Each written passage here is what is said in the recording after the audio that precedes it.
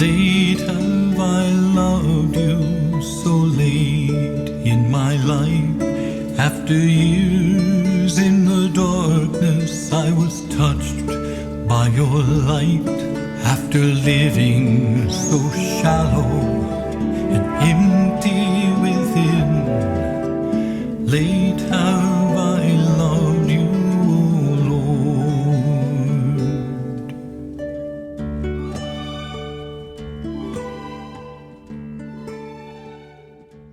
Although I had the honor of singing at several papal events, I met Pope John Paul II only once.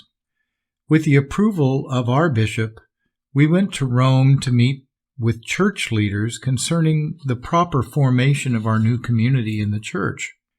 We had also arranged for a possible meeting with the Pope.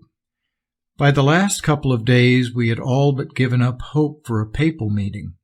Then the papal secretary called and told us to be at a certain entrance in St. Peter's Square at 5 a.m. the next day. It was an icy and dark December morning in Rome. When we got to St. Peter's, there was simply nobody there. We waited outside for some time before others began to appear, equally cold, but also equally excited. After what seemed an eternity, Swiss guards took us inside. We were led through a virtual maze of ornately decorated hallways and across an outdoor quadrangle. As soon as we were thoroughly confused about our actual position in the papal wing of the Vatican, we suddenly found ourselves in the papal chapel. Pope John Paul II was already there, totally absorbed in intense prayer. We all joined him while the visiting priest vested. Next, some sisters and acolytes vested him as he knelt, and then stood. I thought to myself, he has lost all personal ego. He isn't even allowed to vest himself. It was a completely ordinary Mass.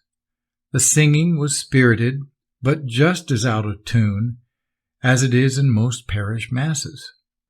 I thought, even at the Vatican, Masses are just like everywhere else. It is the presence of Jesus that makes the Mass special, not the performance. The only thing unusual about the Mass was the time for silent prayer. There was no homily and no intercessions. There was only prayerful, intense silence. We had 10 minutes in place of a homily, 10 minutes in place of the intercessions, and another 10 minutes after Holy Communion. I was overwhelmed, but also very comfortable. I felt as if I were experiencing Mass for the first time, even though nothing unusual was occurring externally.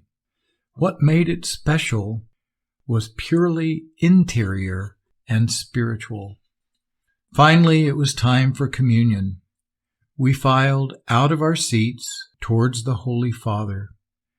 I was about to receive communion from the Vicar of Christ and the successor of St. Peter. My knees trembled. I was overwhelmed that something even greater than this that occurs at every Mass.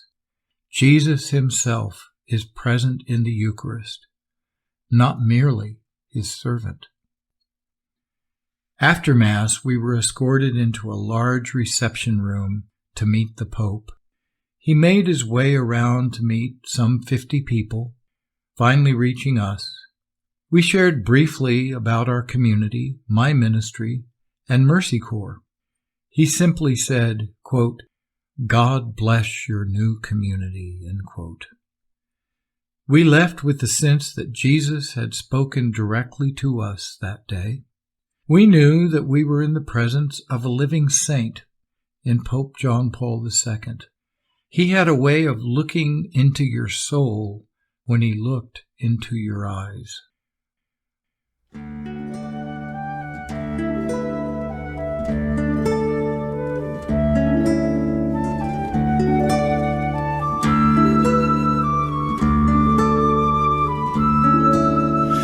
Late have I loved you, so late in my life. After years in the darkness, I was touched by your light. After living so shallow and empty within, late have I loved